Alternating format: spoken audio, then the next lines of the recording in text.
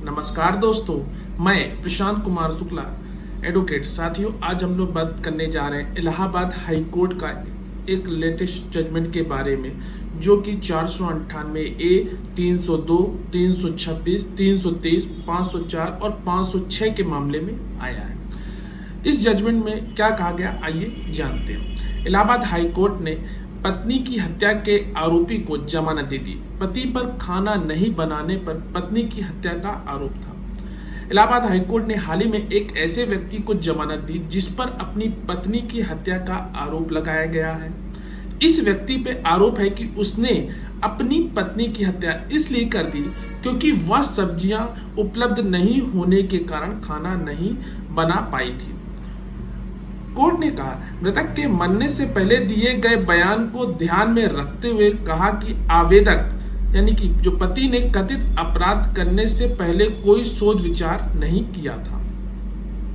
पीठ ने क्या कहा, आइए जानते हैं। मृतक के मरने से पहले दिए गए जो बयान के अवलोकन से स्पष्ट रूप से पता चलता है जो घटना की जो तारीख है यानी कि 25/7/2013 को दोपहर में हुई, जबकि मृतक का जो सब्जियां की जो अनुपलब्धता के कारण खाना नहीं बना पाए, जिसके लिए उसके पति ने अपना आपा खो दिया और उसे पीटना शुरू कर दिया और उसके ऊपर मिट्टी का तेल डालकर उसे जला दिया। आइए जानते इस पूरे मामले को एक संक्षेप में। मामला में यह था कि FIR मृतक के पिता शिकायतकर्ता द्वारा दर्ज कराई गई थी, जिसमें आरोप लगाया गया था कि उसकी जो बेटी की जो शादी आवेदक से हुई थी और उक्त शादी में पर्याप्त दहेज भी दिया था, लेकिन उसका दामाद यानी कि जो आवेदक और उसके परिजन दहेज दिए जाने से खुश नहीं थे।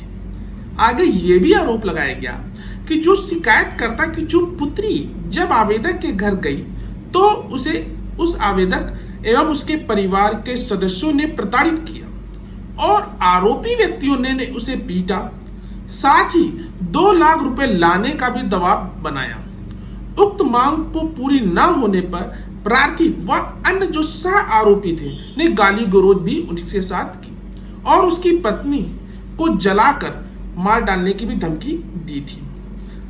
आखिरकार जो 25 जुलाई 2013 को शिकायतकर्ता को उसकी बेटी के ससुराल से फोन आया कि उसकी जो बेटी है को जला दिया गया है।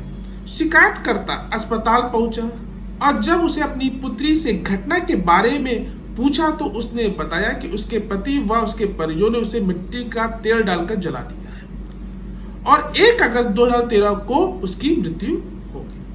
आरोपी यानी कि उसके पति पर IPC की जो धारा है वो 498A, 302, 326, 323, 504 और 506 के तहत मामला दर्ज कर 4 अगस्त 2013 को उसको गिरफ्तार किया गया। आरोपी की पहली जमानत जो याचिका थी वो 2019 में खारिज कर दी गई थी। आरोपी ने दूसरी जमानत जो याचिका दाखिल की और यह तर्क दिया कि अधिकतम यह मामला IPC की जो धारा है 304(2) के तहत अपराध की जो सीमा तक पहुंच सकता है, क्योंकि ये जो कथित घटना के 8 दिनों के बाद सेफ्टी शॉक के कारण मृतक की जो मृत्यु हो गई। धारा 304(2) के तहत अपराध के लिए अधिकतम जो सजा IPC की धारा अवधि वो 10 वर्ष है। आगे ये भी तर्क दिया गया कि जो आवेदक है वो अगस्त 2013 से जेल में बंद है, जिसका कोई पिछला आपराधिक रिकॉर्ड भी नहीं है और वो इससे पहले 9.5 साल से अधिक जेल में भी सजा काट चुका है, इसलिए आवेदक को जमानत पे रिहा किया जा सकता है। न्यायालय की क्या टिप्पणियां थी वो भी हम लोग जानते हैं।